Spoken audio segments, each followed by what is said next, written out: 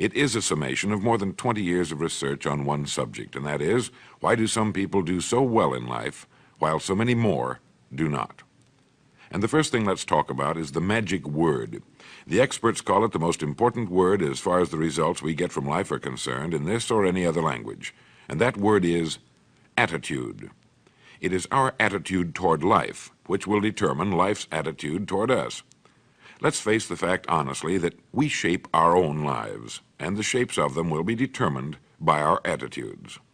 A person with a poor attitude toward learning, for example, isn't going to learn much until he changes his attitude. If we take the attitude that we cannot do something, we generally will not do it. An attitude of failure, and we're whipped before we start. So we know then that what we receive from life, what we accomplish or fail to accomplish, is due in large measure to our overall attitude. William James of Harvard University put it this way: "The greatest discovery of my generation is that human beings can alter their lives by altering their attitudes of mind." And isn't it wonderful that we have this measure of control? Before we start talking about our attitude toward the world, let's talk about our attitude toward ourselves, since it is the attitude we take toward ourselves which determines our attitude toward the world. Now, right here we come to a rather strange fact. We're so familiar with ourselves, we tend to take ourselves for granted. We tend to minimize the things we can accomplish, the goals we can reach, and for some equally strange reason, believe others can accomplish things in our field which we cannot. There are literally millions of human beings living narrow, darkened, frustrated lives, living defensively, simply because they take a defensive, doubtful attitude toward themselves, and as a result, toward life in general. Many people are suspicious of and oppose change, yet change is the one thing in life on which we can absolutely count. People who stay young all the years of their lives not only welcome change, but see it for what it really is: new opportunity, new chances for further fulfillment. Attitude is a reflection, a result of a person's will. It is incalculably powerful. It can bring about marvelous results for us, but we need to train it patiently, day by day. Now let's talk about the attitudes of people who are successful, the top 5% of the people who go sailing through life from one success to another and who, even when they fail at something, shrug it off and head right out again. No matter who the person is or what he does, men and women in sales, business executives, people in all the professions, wives and mothers, students, top people in the armed forces, public servants, men and women in the service of religion, working men and women in all fields of endeavor, wherever you find a person doing an outstanding job and getting outstanding results, you will find a person with the right kind of attitude. These people take the attitude toward themselves that they can accomplish what they set out to accomplish, that there's no good reason on earth why they can't be competent, successful. They have a healthy attitude toward themselves and, as a result, toward life and the things they want to accomplish. And because of this, they achieve some remarkable things, and they come to be called successful, outstanding, brilliant, lucky, and a lot of other things. They're quite frequently no more brilliant or outstanding than the majority of the people by whom they're surrounded. But they did develop the right attitude, and they found their accomplishments not too difficult, and many times surprisingly easy, simply because it seems that so few are really trying, really believe in themselves. Successful people come in all shapes and sizes and in widely varying degrees of intelligence, background, and so on. But they all have one thing in common. They expect more good out of life than bad. They expect to succeed more than they fail. If you want something worthwhile, take the attitude that there are a lot more reasons why you can have it than there are that you cannot, and set out to earn it. Go after it, work at it, ask for it, and 9 times out of 10, you'll get it. Our environment is really a mirror of our mental attitude. If we don't like our environment, we have to change our attitude first. Now, the world plays no favorites. It's impersonal. It doesn't care whether we change or not. Adopting a good, healthy attitude toward life doesn't affect the world and the people in it nearly as much as it affects us. It would be impossible to even estimate the number of jobs which have been lost, the number of promotions missed, the number of sales not made, the number of marriages ruined by poor attitudes. But you can number in the millions the jobs which are held but hated, the marriages which are tolerated but unhappy, all because of people who are waiting for the world and others to change toward them, instead of being big enough and wise enough to at least make a test which will prove beyond any shadow of a doubt where most or at least a big part of the trouble lies. Studies made of the lives of literally thousands of successful people have shown that they radiate confidence, assurance, they expect success, and they get success. You can spot these people by the way they walk, by the way they look and act. You can feel it about them when they enter a room. They may be short and fat, or tall and thin, or any combination in between, but they have about them the attitude of success. In the record Greener Pastures, I'll get into this next statement, but right now I want you to realize, if you don't already, that in 5 years or less, you can get right to the top of the work you're now doing.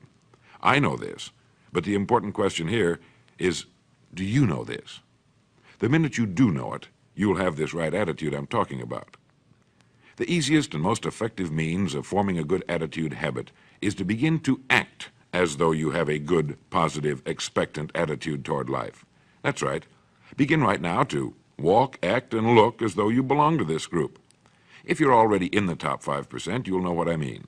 If you've never tried it, you'll be amazed at what happens. Actions trigger feelings, just as feelings trigger actions.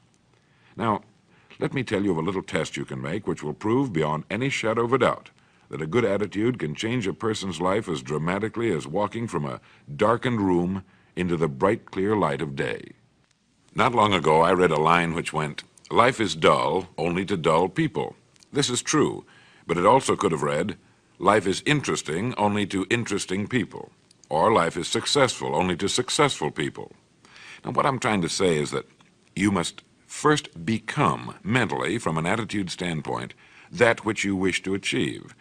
A famous restaurateur was being interviewed by a reporter who asked, "When did you become successful?" He replied, "I was successful when I was sleeping on park benches, because I knew what I wanted to do and that I would do it."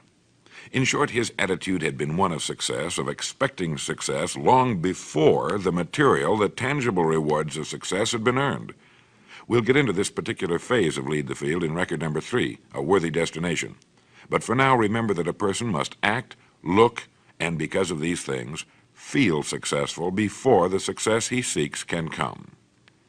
Chances are you know people who seem to be what others call lucky. All kinds of good and wonderful things seem to happen to them, and they give the impression of happily sailing through life, having a wonderful time, and getting more accomplished in a year than most people do in 5.